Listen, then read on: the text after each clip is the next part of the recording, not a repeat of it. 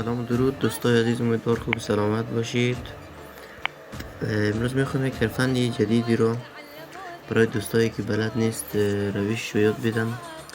درست کردن اکانت پابجی یا همون جیمیلمون. یا رو گوگل نگاه کن، دستی چپ بالا حساب داریم، میزنیم رو حساب.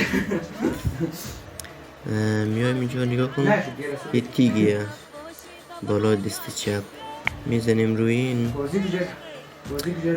مدیریت حساب های در این دستگاه. یا میاد روی این، الان اینجا پایین نگاه کن، افزودن حساب، میزنیم رو افزودن. بیایم بالا روی گوگل، میزنیم رو گوگل. الان رمزتون رو میخواد،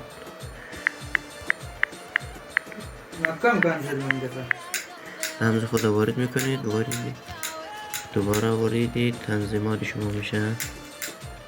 الان اینجا نگاه کن، ایمیل یا شماره تلفن، اینجا نه، بیاید پایین بعدی هم نه، ایجاد حساب جدید، میزنیم رو این.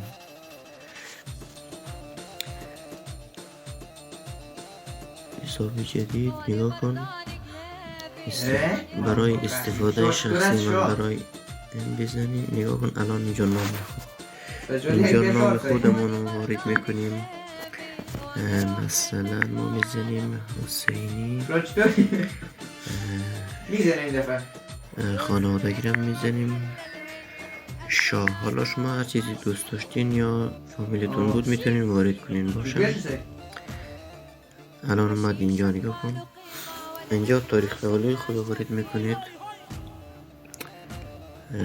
حواستون باشه که 1980 یا 1900 مثلا 86 یا 70 هر چندی بود اونو وارد کنید. 1985 ما میزنیم، ماهش هم میزنیم، فوریه شما هر چی که تولدتون بود اونو وارد کنید. بخاطر که یک وقتی گم بشن میتونین راحت پیداش کنین باشه. روزش هم وارد کنین، مثلا 22 فوریه ما میزنیم.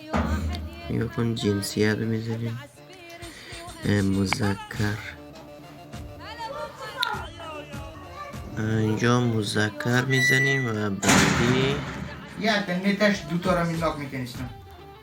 نگاه کن نام کاربری اومد، اینجا اومد نام کاربری. نگاه کن یه چیز هم رو کاربریتون میذارین و بعدی گذرواژه. الان هر گذرواژه‌ای که خواستین میتونین وارد کنین دیگه. موقعی که وارد کردین از گذرواژه‌تون یک اسکرین شاتی هم باید داشته باشین، بخاطر که یک وقتی شاید گم بشن. بخاطر اون میگم دوباره میتونین خیلی راحت به دست بیارید. الان بعدی،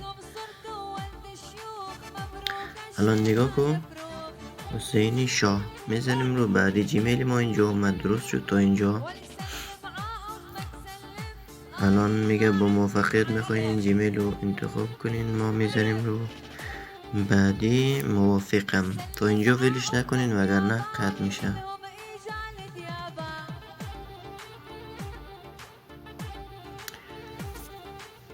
الان واردی گوگل میشیم و نگاه کن رو جیمیلمون اضافه شد، خیلی راحت. 2 تا جیمیل داشتیم الان شد 3 تا، خیلی راحت و ساده. از این جیمیل میتونین استفاده کنین. این بود طریقه جیمیل کردن عزیزای دل. تا ویدیوهای بعدی بدرود، انشالله که خوب و سلامت باشید. لایک یادتون نره عزیز هستید.